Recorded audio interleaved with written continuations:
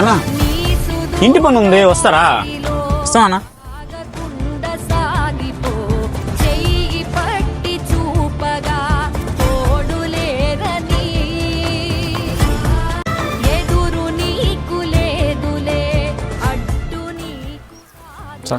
పని అంతా అయిపోయింది సార్. పని అయిందంటే వీళ్ళు వెళ్తున్నారు. మనకి ఏదైనా పని ఉందా? ఉంటే చెప్పి పంపించాలి. ఈ కర్రలు మాత్రం సెకండ్ ఫ్లోర్ పెట్టి వెళ్ళిపోండి.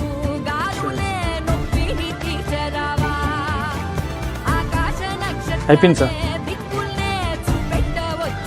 ఇదిగో ఈ 500 నీ కూలి డబ్బులు. ఇదిగో ఈ 100 రూపాయలు అదనంగా ఉంచుకో.